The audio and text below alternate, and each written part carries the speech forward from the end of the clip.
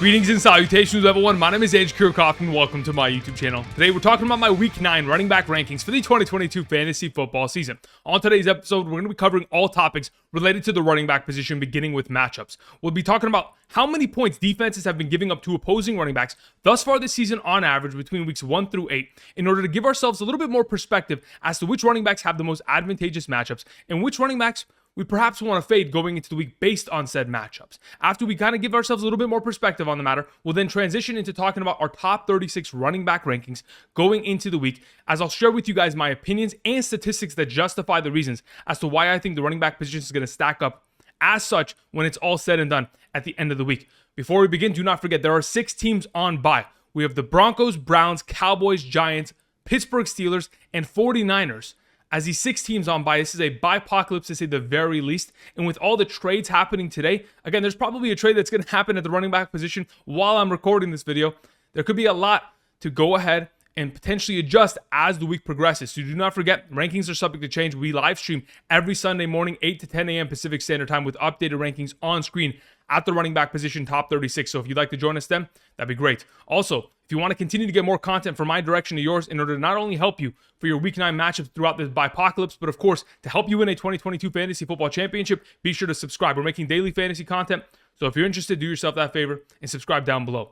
Also, before we begin, if you guys haven't checked out Prize Picks, again, it's another way to play daily fantasy at your fingertips, whether it is the Thursday night contest upcoming and or the NBA, the MLB. You can go ahead and pick more or less on a given player statistic. That's exactly fantasy. We're predicting the potential successes or failures of specific players. And throughout today's video, I'll talk about a potential couple Prize Pick entries in regards to some of these running backs going into Week 9 and why I want to potentially put in some entries on them based on the current numbers that they sit on going into the week. So with all that covered, let's go ahead and let's begin today's episode, beginning with our matchups portion here. From weeks 1 through 8, as you can see to the right of me, we have how many points defenses have given up to opposing running backs as an entirety, whether it's rushing statistics or receiving statistics. Now, this does not include any fullbacks because, again, this are running back stats allowed. As you can see, the Houston Texans, Los Angeles Chargers, Chicago Bears, Detroit Lions, they're giving up the most points, whether that's on the ground through the air, it does not matter.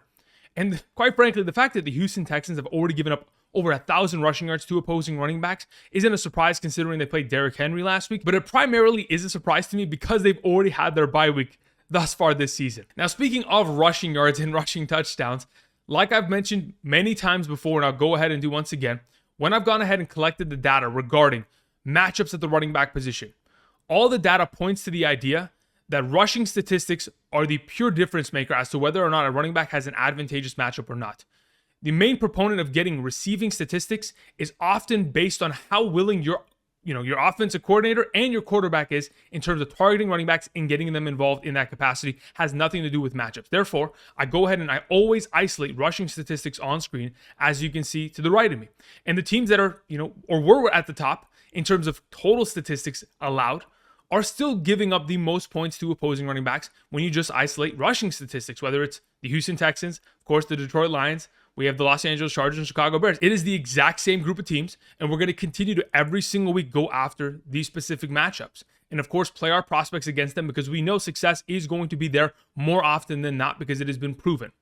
Now, of course, throughout today's video, I'll be referencing back to these statistics as I give a 1 through 5 star designation for every single player, giving you guys a little bit more of an idea as to why I'm so confident on these players, because matchup as a variable gives us a lot of insight, mainly because the 11 other defenders on the other side of the field that are specifically trying to stop your prospect from scoring every week is one of the biggest difference makers as to whether or not your player actually finds success or not, outside of opportunities, outside of health, outside of play calling, and all of those different variables that are taken into account. But either way, now that we've covered this portion, let's go ahead and let's begin by talking about our top 36 rankings. But I wanted to go ahead and show you guys my top 18 rankings already on screen visually, so you know where we're going. So as you guys can see immediately to the right of me, we have our top 18 running backs. Of course, today's episode is going to consist of all 36, so don't worry, we'll get to the next graphic after we talk about our top 18, but this is how I have it structured currently. Again, rankings are subject to change. There could be a trade that's made, on this crazy trade deadline day that impacts one of these players. And you never know, we're going to have to kind of transition and adjust rankings as we get closer to Sunday morning. But as of right now, this is how I have it stacked up. Hopefully this visual representation is appreciated. If it is, be sure to click the like button down below and let me know down in the comment section if you guys want to continue to see graphics like this sent in your direction via these videos. If so, I'll continue to do it. Thank you very much. Otherwise, let's go ahead and let's begin with our number one Austin Ekeler. Now, besides being the number one overall running back in fantasy points per game and a half PPR, he has an extremely advantageous matchup. And of course, we know that Foreman just ran through this team for over 100 rushing yards and 3 rushing touchdowns. But really, Austin Ekeler hasn't been the guy that's going for over 100 yards on a consistent basis. He's primarily benefited since week 4 from touchdowns. Since week 4, in the last 4 games, he has scored 8 total touchdowns, 5 through rushing touchdowns and 3 through the air. That is an unbelievable statistic. In 3 of those 4 games, he's been able to produce 30 or more fantasy points. And not only that, in terms of the receiving statistics he has earned this season, he is on an incredible pace. Thus far this season, since week 1, he has been averaging 8.71 targets per game, 7.57 receptions per game, and 51 receiving yards per game. That is an unbelievable pace that is potentially going to break Christian McCaffrey's 2019 record. Christian McCaffrey in 2019 set the record for 116 total receptions in a given season by a running back, and Austin Ekeler is on pace for 128. It's an unbelievable matchup. With Mike Williams down, the targets are only going to rack up for Austin Ekeler going forward. He's in a perfect position to succeed. Moving on to Alvin Kamara, our number 2. Alvin Kamara finally scored some touchdowns, but did it in a pretty high capacity. 3 total touchdowns, 2 through the air, and 1 rushing. I mean, we already knew that the touchdowns were eventually going to accommodate his performance and get him to this next level. But what really makes the biggest difference in terms of the overall success of Alvin Kamara as of late has been receiving work. The fact that with Andy Dalton, thus far this season, he is averaging 8.5 targets per game and 7.0 receptions per game is unbelievable. I went and I looked at Alvin Kamara's entire career, whether it was with Winston, whether it was with Teddy Bridgewater, Taysom Hill, Drew Brees. He has never seen the high upside of receiving like he has over the course of the last 4 games. He has had 4 games of 6 or more receptions, and that in itself is better than any other streak that he's put together in his entire career, regardless of quarterback that he has had, which is ridiculous because we know the days of with Drew Brees getting himself a boatload of receptions, but with Andy Dalton, it's a completely different narrative. And not only is he getting himself, 7 catches per game with Andy Dalton, he's getting about 67 receiving yards per game. He's getting himself not only that, but a boatload of rushing attempts, nearly 18 rushing attempts per game on average for 78 rushing yards per game on average with Andy Dalton under center. That's a 22.03 fantasy point per game average as of late. He takes on the Baltimore Ravens, and I know they just brought in Roquan Smith yesterday, but there's a lot of potential for Alvin Kamara to have himself another big game here because of that receiving upside. Moving on to Derrick Henry, our number 3. Derrick Henry, of course, like we predicted last week, was going to continue his streak of 200-plus yards and 2 touchdowns against the Houston Texans. He did exactly that, had a massive performance. We love to see it. But now this week has a pretty tough challenge going up against the Kansas City Chiefs. But luckily for Derrick Henry, he's been running the ball at a very high capacity. In fact, since week 5, he's had himself 90 total rushing attempts. He's averaging 30 rushing attempts per game over the last 3 games that he's participated in. That is an unbelievable statistic. Not only that, since week 3, he's been the number 2 overall running back in fantasy points per game on average in a half PPR scoring format. As long as you continue to give him carries, regardless of who's at quarterback, Derrick Henry's going to find success. And luckily for him, the Chiefs matchup is quite favorable. As of late, the Chiefs have struggled in terms of stopping the run, giving up 152 to Las Vegas, 93 to Buffalo, and 92 to San Francisco. All while, of course, Kansas City is winning in a majority of those games, yet teams are still able to run the ball at a very high capacity and, of course, find some success. And when we're talking about Derrick Henry, he's an automatic to succeed in the matchup. Moving on to Josh Jacobs. Now, here's the thing about Josh Jacobs. Unfortunately, the entire offense was just inept against the New Orleans Saints. And that it just needs to be first and foremost mentioned. I doubt that we ever see such a bad performance from an offense this season. They literally didn't surpass the 50-yard line as a starting offense. It wasn't until Jarrett Stidham came in the 4th quarter where the Las Vegas Raiders went onto the other side of the field past the logo. So now that we've kind of gotten that out of the way, and I'm sure they're going to recalibrate, readjust, we're still talking about one of the best running backs in the league right now. A guy that currently, in terms of yards after contact per attempt, is 6th amongst all running backs with a 3.94 yard after contact per attempt average. Those numbers are unbelievable, especially when we consider there's a lot of running backs in the league right now. They're averaging less yards per carry in general, much less after contact. Josh Jacobs has been incredible, and though he wasn't utilized at a higher capacity this last week, but considering he takes on the Jacksonville Jaguars this week, by all means, the favor is in his direction. I mean, they recently have given up 172 yards and 3 touchdowns to Philly. They give up 114 and a touchdown to Houston. They give up 49 yards and a touchdown to Indianapolis when Deion Jackson was the starting running back there. Of course, we all remember Deion Jackson had 10 catches in that game.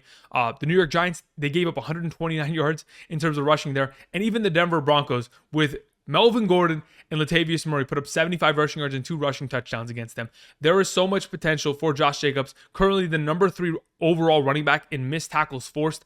Not only is he making people miss, not only is he running through tackles, he's one of the best in the league and has an advantageous matchup. Moving on, let's talk about Dalvin Cook.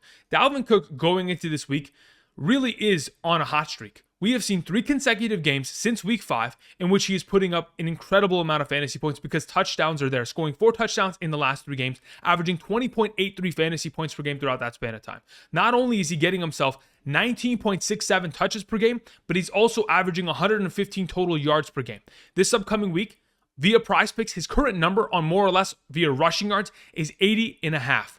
Unfortunately, he hasn't been able to surpass this on a consistent rate, but if in fact we continue this streak of games in which he's being heavily utilized on the ground, getting himself those receptions through the air, we're going to find ourselves in a position where Minnesota mounts a very early lead. And when in fact they do so, they're going to be running the ball with Dalvin Cook and finding a lot of success in the second half. Most recently, the Washington Commanders, they have given up 100 yards and 2 touchdowns to Tennessee, 142 to the combination of Montgomery and Khalil Herbert of the Chicago Bears, and they give up 92 and a touchdown to, of course, Jonathan Taylor, who was hobbled to an extent, and Nyheim Hines this last week. A lot of potential here within the matchup. Moving on to Travis Etienne, or number 6. I honestly could move Travis Etienne from like 6 to 9, and I'd feel comfortable with him, but quite frankly, the more and more opportunity this man gets within this offense, the more and more potential he has to succeed. Of course, coming off of a week in which he had career highs in terms of total rushing yardage, rushing attempts, and fantasy points. And quite frankly, that's not a coincidence. The more opportunity you give a running back, the more potential they have for yardage, more fantasy points, and that'll continue to be the case going forward for this young man, considering how effective he has been with the ball. Since week 5, he's been averaging 7.36 yards per carry. And not only that, he's been averaging 8.44 yards per reception. Put the ball in Travis Etienne's hands, and he's going to find success. That's just a given. And now that they take on the Las Vegas Raiders, a running back who currently leads the league in yards before contact per attempt, I don't really care what defense he's playing up against. The entire matchup is going to be irrelevant when you have such a talented back making big plays regardless of what his offensive line is doing up front. Moving on to Aaron Jones, our number 7. Here's the thing about Aaron Jones. He has an incredible matchup, and he's coming off of a huge week in which he was going up against, quite frankly, the toughest matchup at the running back position. Last week, we talked about Aaron Jones going against the Buffalo Bills, and the Bills at the time were only giving up 3 yards per carry on average. Aaron Jones comes in, rushes 20 times for 143. That's a 7.15 yard per carry average. Aaron Jones is built different, and if they continue to get him the ball, whether that's on the ground or through the air, of course, had another game in which he had 5 targets, 4 catches, incredible performance there.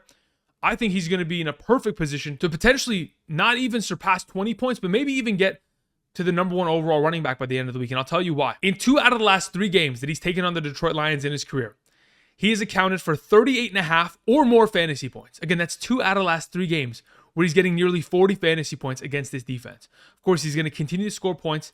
It is one of the best matchups in the given week, and quite frankly, whether it is A.J. Dillon or Aaron Jones, someone's going to find themselves a lot of success in the matchup as this team is beginning to easily transition to being one of the best running teams in the National Football League, considering they don't have any receivers healthy and active.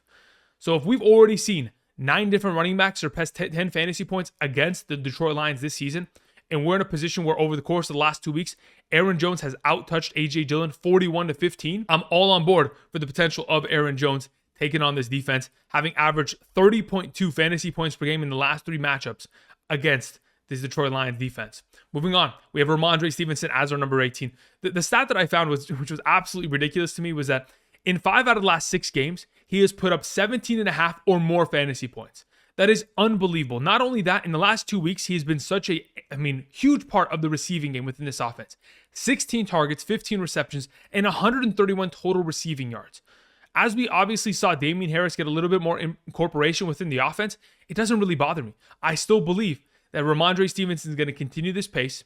And considering the fact they take on Indianapolis, who gave up 114 to Tennessee a couple weeks back, of course, couple weeks ago as well, they played against Tennessee again, gave up 132 rushing yards in that contest, gave up 94 to Denver, 197 to Jacksonville.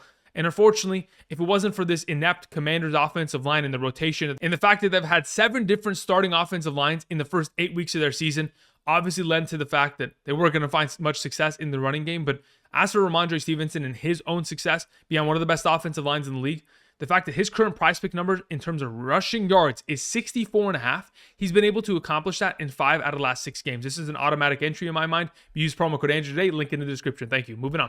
Let's talk about Kenneth Walker. Kenneth Walker had the privilege of taking on this defense just a couple weeks ago. And what did he do? He put up 18 fantasy points. And quite frankly, when he has been the starting running back of this team, even though last week was quite underwhelming, only averaging 2.83 yards per carry, on average, he still got himself a touchdown. He still got himself over 10 fantasy points, and that's all we can ask for. And within an offense that is honestly finding success, whether it's on the ground, through the air, whether it's with receivers, tight ends, or running backs, Kenneth Walker's in a perfect position to succeed. I think the fact that the Arizona Cardinals, as of late, besides the fact that they gave up a boatload of points, specifically 98 rushing yards and a rushing touchdown to Kenneth Walker just a couple weeks back, Dalvin Cook going off on this defense obviously lends to us being a little bit more confident as well, with Dalvin Cook not only scoring a touchdown, but also Alexander Mattison in that contest, as they both combined for 151 and 2 touchdowns. I think this is a perfect position for Kenneth Walker to once again find success, and currently playing about 78% of the offensive snaps. I'm not worried about Travis Homer, DJ Dallas in any sort of capacity. This is his backfield outright, and the fact that we don't have to worry about anybody else digging into his work makes him an automatic start once again. Moving on, let's talk about Miles Sanders playing on a short week on Thursday night against the Houston Texans. One of the best matchups on the week. In fact, the best matchup in terms of fantasy points allowed to opposing running backs in terms of rushing statistics alone. The Houston Texans thus far this season, in their 7 games, have allowed a 5.75 yard per carry average. And when we're talking about one of the best, if not the best, run blocking teams in the National Football League, behind a stud offensive line, whether it's Mailata, whether it's Lane Johnson, whether it's Jason Kelsey, these guys are going to barrel over this defense on a short week. And the fact that Miles Sanders is coming off of a performance in which he had 13.8 fantasy points and quite frankly didn't even play much, he had himself 9 rushing attempts for 78 yards, almost a 9 yard per carry average, and a touchdown and left. They didn't really have to even try in the second half against the Pittsburgh Steelers because the game was over. So he's going to be relatively well rested or fresh to a capacity going to the Thursday night game, having only played 29 snaps and getting 9 touches. So I think he's in a perfect position. And now when we talk about the Houston Texans and how many points they've allowed to opposing running backs, they have allowed 25 or more fantasy points to 5 different running backs this season. Of course, you guys remember last week, Derrick Henry just went for 200 yards and 2 touchdowns against him. And other than that, we've also seen a 35-point game, a 31.9 performance, a 29.9 performance, and a 25.5 performance from opposing running backs against Houston's defense. Why not Miles Sanders? Moving on.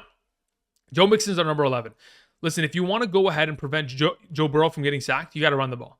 If you're going to allow the defensive line for the Cleveland Browns to pin their ears back in full pass rush every single play, of course he's going to get sacked because his offensive line just hasn't been good enough. But if you can establish a running game and you can go ahead and build in some play action to keep these defensive linemen guessing at times or humble, and they can't just completely fly upfield every single play, then Joe Mixon will find success. And so will this entire offense as a whole. But that's the biggest question. Is Joe Mixon going to be good enough at this current moment in time going up against the Carolina Panthers to find the success that he needs to make that next step? As of right now, it is a little bit tricky, but thanks to the fact that he's even able to get himself a couple receptions. I mean, when I say a couple, I mean, he's coming off of a game last night where he had 7 receptions. Luckily, the receiving influx that he saw this season has gotten him to a conversation where he could still be in the low-end RB1 kind of capacity. But outside of being the number 4 overall running back in receptions, he's really struggled in terms of the running game. This offensive line has not played well in very many capacities. And quite frankly, if Joe Burrow is going to get sacked at this current rate nearly 4 times per game, I think it's about 3.75 times per game on average this season, it's not going to be a great look for this offense as a whole. Luckily, they take on Carolina. We just saw Allgeier and Huntley both find a lot of success against this defense. I'm hoping they're going to get back to running the ball with Joe Mixon. Moving on, let's talk about Leonard Fournette, the final of our RB1s going into the week. Now, even though I have mentioned Leonard Fournette at a capacity over the last couple of days in terms of not really trusting him going forward, I do want to hope that the matchup in itself against the LA Rams does lend a little bit more value to his overall box score, and I'll tell you exactly why. When they have played against the Rams over the course of the last couple seasons, the Rams have won 3 consecutive games since Tom Brady's been the starting quarterback of the Tampa Bay Buccaneers. So, What typically happens is the Rams come out and they boat race this defense and they put up a bunch of points. You go back to the playoff game in 2021. We saw a 20-3 halftime lead where the LA Rams were completely blowing out the Tampa Bay Buccaneers. Now, the second half was completely different, and obviously it led to Leonard Fournette getting 9 targets, 9 receptions in that game. But even if you go back to the regular season in 2021, in the third quarter, late third quarter at least, the game score was 31-14, and the Rams were up big. And if we're going to continue to see levels of production like that from Sean McVay going against, this Tampa Bay Buccaneers secondary, then by all means, we should see a lot of receptions going in the direction of Leonard Fournette. This should purely be a game in which he, once again, doesn't run the ball more than 12 times and gets himself upwards of 7 catches. And if we can be in that conversation, hopefully a touchdown is going to be accompanied with his performance. And when it is, he'll be a relevant enough RB1 option to easily be a play against the Rams defense. All right, moving on. Number 13, we have Jamaal Williams. As of what I have heard from head coach Dan Campbell, they are still very hesitant on giving DeAndre Swift a full workload. They said, and I quote, "We want DeAndre Swift to be feeling himself at a maximum capacity. And though we're not there yet, we're going to see how he works throughout the week and kind of progress in that direction. And if that means not giving him more touches than he saw last week, again, you got to remember he only had 5 rushing attempts for 6 yards. That's not enough for DeAndre Swift. So what does that mean? That means a lot of potential for Jamaal Williams. And luckily for him, he's taking on an incredible matchup against the Green Bay Packers, who literally every running back has found success against this season. Not only that, Jamaal Williams right now as one of the primary running backs in the red zone this season. The fact that he has 8 rushing touchdowns, only second to Nick Chubb, that is an unbelievable statistic. And thus far this season, he is the number 1 overall player in terms of rushing attempts inside the 5-yard line. I think he's tied currently in terms of rushing attempts with Jalen Hurts. They both have 10.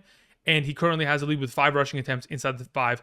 So, of course, we're leaning in that direction and hoping he'll continue to find the end zone, especially in this advantageous matchup against a division rival and his former team. Moving on, we have Dameon Pierce.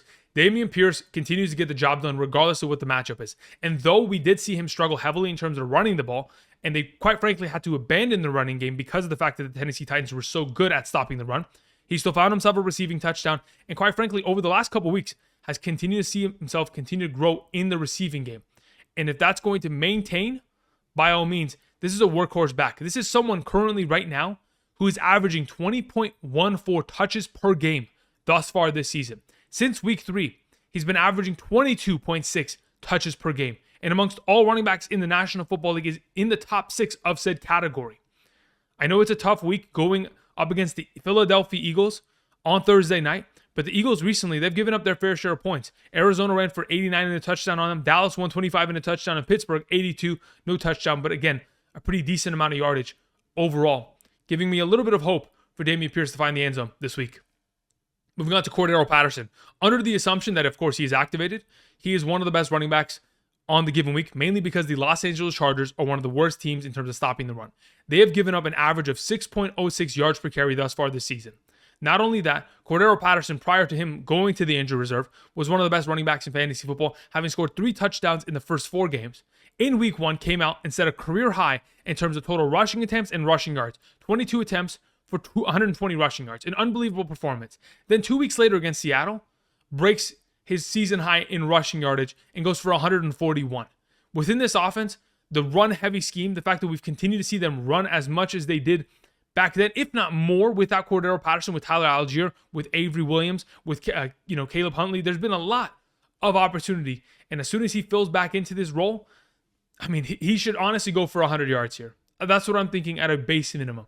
Because I've recently seen Kenneth Walker go for 168 and 2 touchdowns, Chubb 134 and 2 touchdowns, Pierce 131 and a touchdown, and even James Robinson 100 and a touchdown. These are just 4 of the most recent performances against the LA Chargers defense. Everybody's going for over 100 and a touchdown against them, so why not Cordarrelle Patterson? Moving on to D'Onta Foreman. D'Onta Foreman takes on the Cincinnati Bengals, and the fact of the matter is the Bengals defense got beat up last night. They got torched across the board, whether it was Kareem Hunt or Nick Chubb. And quite frankly, the best offensive lineman for the Cleveland Browns wasn't even active for the game. So that kind of speaks volumes as to the potential that we could find here for D'Onta Foreman. The fact he's coming off of consecutive weeks of 118 rushing yards, and maybe we see Chuba Hubbard miss another game here, if that's going to be the case, and he continues to be the primary back coming off of a week of 26 rushing attempts. A monster performance for 3 rushing touchdowns. Could have never seen that coming. Obviously, he's a must start, and that's why I have him as my number 16. We now have confirmation that Chidobe Awuzie, one of the starting cornerbacks for the Bengals, tore his ACL. He's done. Eli Apple was inactive on Monday. The other cornerback got injured. If their entire secondary is decimated and they cannot stack the box against D'Onta Foreman, he's going to find himself a lot of success and probably over 100 yards once again. Moving on to Raheem Mostert. Raheem Mostert takes on the Chicago Bears. And quite frankly, the fact that we have seen Chase Edmonds get little to no opportunity in this backfield obviously continues to lend to more opportunity potential upside for Raheem Mostert. And even though we were expecting a huge performance against Detroit, the fact of the matter was that Detroit led that entire game in terms of score until late in that third quarter, when finally Mike Gesicki scored that touchdown, evened it out. And in the fourth quarter, we saw 5 of Raheem Mostert's total 14 rushing attempts pretty much seal out the game. Overall, we would have loved to have seen Raheem Mostert score a touchdown, especially in that final drive where Mike Gesicki scored. Maybe Raheem Mostert could have been handed off the ball and scored very easily, but either way, we continue to move on. As of this current moment in time, the Chicago Bears, their current matchup, have given up 71 or more receiving yards to 5 different running backs this season. That's 5 different running backs in 8 games with 71 or more rushing yards. Currently on PrizePick, his number is 70.5.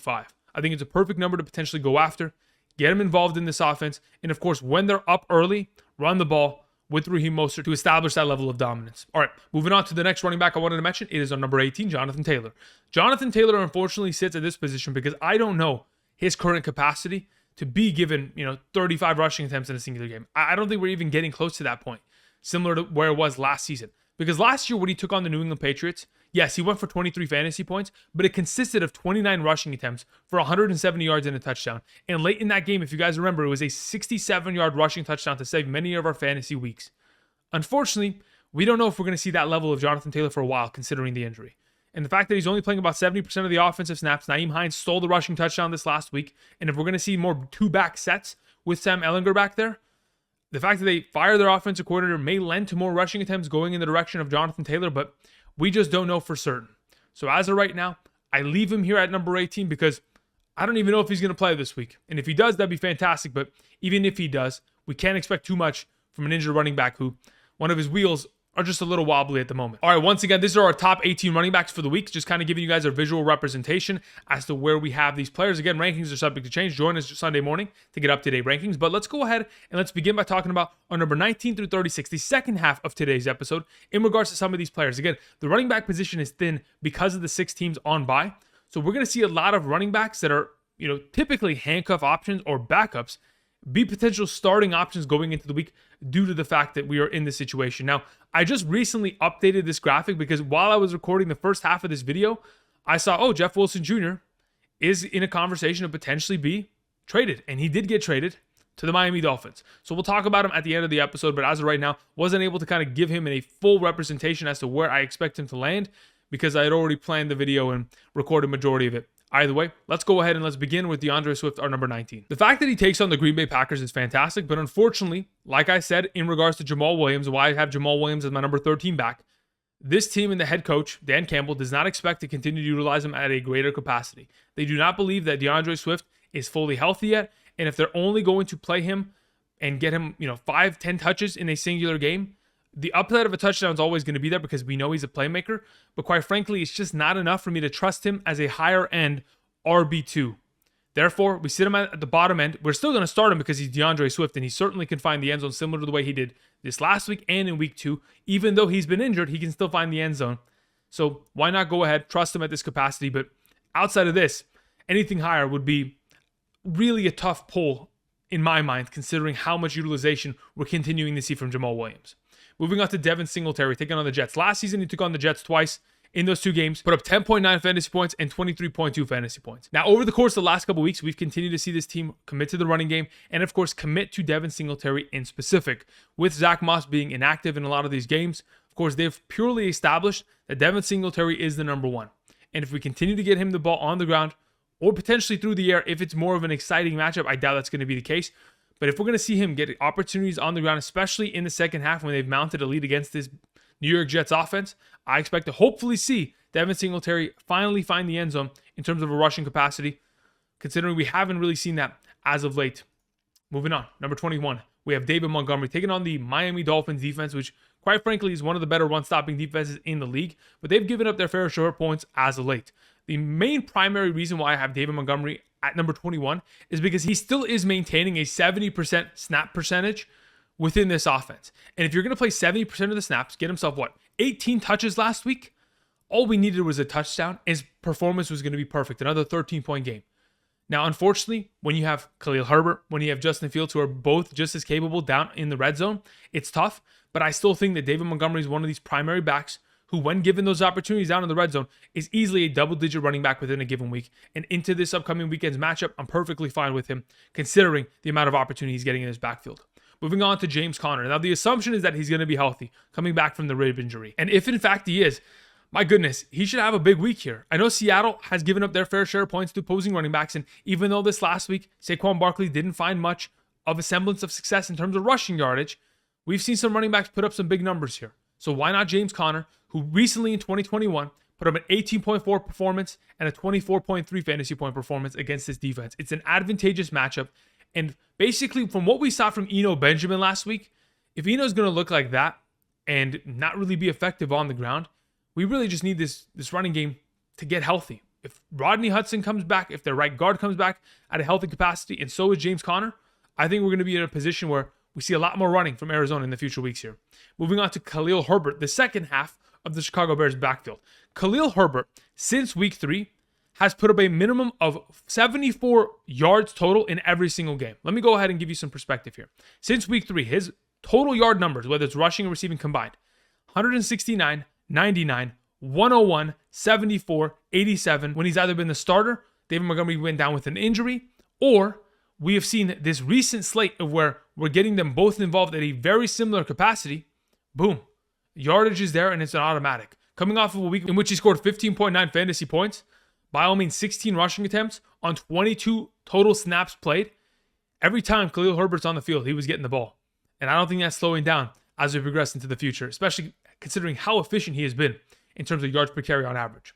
Moving on to number 24, it's Antonio Gibson.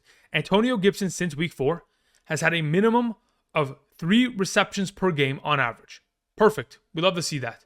Now, this last week was a huge influx from that, having 7 targets, 7 catches, 58 receiving yards, and a receiving touchdown. That's 2 consecutive weeks of a receiving touchdown from Taylor Heinicke. And if he continues to be the primary back in that capacity, with J.D. McKissic pretty much being washed out of that role, and the fact that he almost out-touched Brian Robinson on the ground in terms of total rushing attempts. Brian Robinson had 8 attempts. Antonio Gibson had 7. We can continue to see maybe Antonio Gibson take back the starting role and be a full 3-down back in this offense. And if in fact that's going to be the case, specifically going up against the Minnesota Vikings this week, where we should see a negative game script and a lot of passing, of course, Antonio Gibson, not a bad play as an RB2. Moving on to Michael Carter. Michael Carter sits in a little bit of that fringe scenario, mainly because we do expect James Robinson to get more opportunity as the weeks progress, but Michael Carter honestly isn't that bad of a running back. He had himself an 8.1 fantasy performance against the New England Patriots, got himself 7 targets, 4 catches, 35 yards. If those total receiving numbers are going to be there, that's fantastic. But the rushing statistics is everything. If he's not able to get himself more than 26 rushing yards on 7 carries, that's just not going to cut it, especially in an offense that struggles when in fact they're forcing the quarterback to throw the ball. They got to find a little bit more efficiency in running the ball. Last season in the 2 games he took on the Buffalo Bills, he put up 16.2 and 1.9. That 1.9 point performance was in week 18, and by all means, that entire Jets offense got completely dominated. I think there's a very good chance that the Jets have some semblance of opportunity to find success, but for Michael Carter, I'm not expecting too much from him. I think he could very easily probably put up another 8 to 9 points this week, and I'd be satisfied with it at the current capacity of this offense. Moving on to Tyler Allgeier, number 26. Like I mentioned with Cordarrelle Patterson and his overall potential, the Los Angeles Rams are giving over 6.0 yards per carry on average thus far this season. Tyler Allgeier, over the course of the last couple weeks here, 6 out of the last 7 games that he has played, he has been able to put up 10 or more rushing attempts. When you give this man opportunity, he is going to find success. And the fact of the matter is, when you're playing against the worst run-stopping defense in terms of a per-carry average, why not go ahead, fire up Tyler Allgeier, who last week still got himself utilization on the ground, but quite frankly, saw himself 3 catches through the air for 46 yards and a receiving touchdown. When we're starting to get more running back utilization in terms of the receiving aspect for the Falcons, man, the potential continues to rise for a guy like Tyler Allgeier, even though he's the backup going into the week. Moving on to Clyde Edwards-Helaire. I do not trust the matchup against the Tennessee Titans, mainly because the Titans have been one of the best defenses in terms of stopping the run. They have not allowed 66 or more rushing yards to a running back since week 1, which was Saquon Barkley. They have really locked it in. And the fact that, of course, Clyde Edwards-Helaire is unfortunately in a running back by committee situation where he has to split with Jerick McKinnon and Isaiah Pacheco, who recently started over him a couple weeks ago.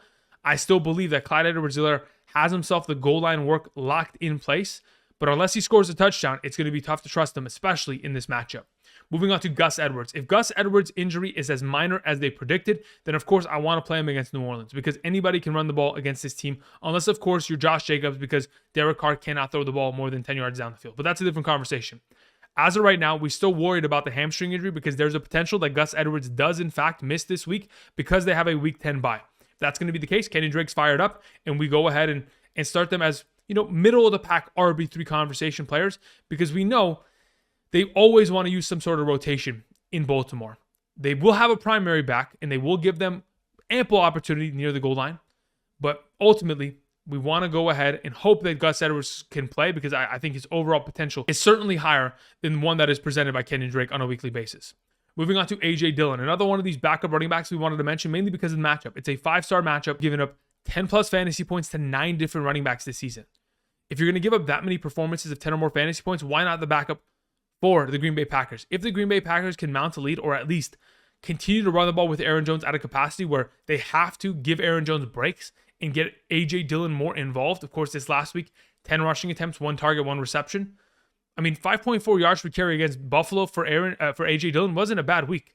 Obviously, Aaron Jones was just more efficient. That's why he continued to get, the call on a downly basis. But as of right now, I'm not worried about A.J. Dillon and his potential. I think the total, touch count between the two, leaning heavily in the direction of Aaron Jones, certainly does, act against the overall argument of A.J. Dillon.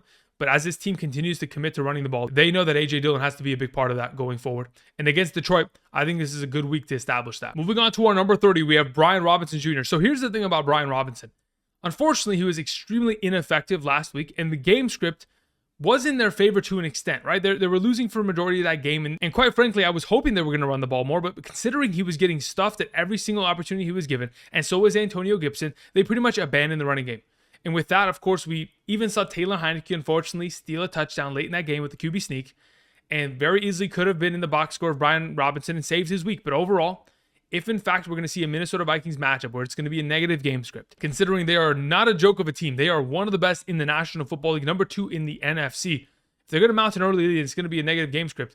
We don't expect much rushing upside for Brian Robinson. That's why I've kind of pivoted him down here, and I have Antonio Gibson at number 24 because the receiving totals are going to be the biggest difference maker when it's all said and done. If Brian Robinson can get a lucky touchdown, make a couple big runs here, be fantastic. But again, this offensive line for Washington has been injured for a majority of the season. A lot of rotation within the offensive line, moving players every single week. And with that, not enough confidence on the matter. So we're moving on. Moving on, Darrell Henderson, number 31. Listen, Darrell Henderson is in a very tricky situation. He was dealing with an illness, yet I still don't believe that this organization believes in him as a whole. I'm certainly thinking that Darrell Henderson is going to be utilized, but this is probably going to be a trade scenario that maybe happens later today and or a running back by committee where Kieran Williams comes in with, Ronnie Rivers, and they're just a 3-headed monster along with Malcolm Brown. We're going to have to wait and see as the week progresses, but against the Tampa Bay Buccaneers, I don't really trust any running backs against that, especially Los Angeles Rams running backs. Moving on to our number 32, we have Nyheim Hines. Take it on the New England Patriots. If Jonathan Taylor is going to be somewhat limited to a capacity within this offense, of course, we saw Nyheim Hines steal a touchdown last week. We saw him get a lot of utilization in the receiving game a couple weeks ago with Matt Ryan. Of course, those numbers can all increase as long as Jonathan Taylor takes a little bit of a step back and goes ahead and maybe even misses this week because of said ankle injury. If that's going to be the case, there's even more upside for Nyheim Hines. But either way, even if Jonathan Taylor is active, considering the current circumstance at the running back position due to all the bye weeks, all the injuries, he's still a decent RB3 option. Moving on to Damien Harris. Damien Harris is going to get himself touches. Again, last week, he only had 13 touches overall, 11 on the ground, 2 through the air. But, Rhamondre Stevenson is dominating in terms of total touches, and Rhamondre Stevenson had himself the lone goal line carry within this offense on Sunday. Yes, Damien Harris was in the package down on the goal line, lined up out wide as a receiving option, but the main play was in the direction of Jacoby Myers, and that's who they want to get him involved in. Otherwise, Damien Harris is kind of a distracted at that capacity. So as of right now, he is a handcuff at very best. And yes, we'll get rushing attempts, but his efficiency and or his effectiveness down on the goal line is going to be a pure matter of overall game script and whether they're leading, and if so, how much they're going to give him in terms of running opportunity. Moving on to Eno Benjamin. Even though Eno Benjamin as of late hasn't been highly efficient, specifically this last week, putting up a very underwhelming performance, I still believe there is a good chance that Eno Benjamin, with the receiving total that he saw last week, continues to get that kind of utilization. Specifically, getting yourself 7 targets, 4 catches is not an accident. And if James Conner is just going to be kind of solidified as the early down running back, and Eno Benjamin is going to be that third down guy in order to kind of alleviate some of the pressure off James Conner to keep him healthy, then we're in a good spot here. Just remember, the Seattle Seahawks over the course of the last 3 weeks have given up only 37, 31, and 53 total yards to 3 different separate running backs that were starters for their teams. We should probably see a lot of, passing within this offense, specifically going in the direction of Eno Benjamin. Moving on, we have Rachaad White, our number 35. As of right now, we're in the conversation of bringing up Rachaad White purely because of what I talked about with Leonard Fournette. If in fact the Rams boat race the Tampa Bay Buccaneers offense, that means that the Rams are going to mount an early lead, and that's only going to lead to Tom Brady throwing the ball even more in the second half, and that'll lead to more receptions for these running backs, specifically Rachaad White, who's getting just as much utilization in terms of a receiving option out of this backfield as Leonard Fournette over the course of the last 2 weeks here. Moving on to the final running back that I wanted to mention, we have an audible here. We have Jeff Wilson, because I just recently had to record this because during the video he was traded to the Dolphins. The fact that he already knows this offensive scheme, and the fact that he's going and joining Mike McDaniel, who is the former offensive coordinator of the 49ers, he may honestly overthrow Raheem Mostert in the coming weeks, but otherwise right now he's a handcuff. But with Chase Edmonds also being traded to the Denver Broncos, which is crazy to me, Jeff Wilson very easily could have himself a lot of opportunity going up against the Bears defense in an offense he's very comfortable with, and quite frankly can immediately make an impact as this offensive line is already built, and the running scheme with this off-tackle set is pretty much ready to go for Jeff Wilson to have himself a decent game if in fact they're giving him any semblance of opportunity. If he's going to play as the backup role, so be it, but we're going to have to figure that out as week 9 approaches. Outside of that, that's pretty much going to cover it for me today. Let's go ahead and show you guys our number 19 through 36 rankings for today's episode. So as you can see to the right of me, we have our number 19 through 36. Again, rankings are subject to change. Be sure to leave a like down below. Subscribe if you have not yet already. And of course, with all the prize pick mentions we had on today's episode in terms of total entries, go ahead, sign up today, use promo code Andrew. When you make that first time deposit, you'll be given a first time deposit match up to $100. Check that out today, down in the description. Thank you everybody for watching. And until tomorrow, we'll be talking about wide receiver rankings for week 9. I'll see you guys. Peace.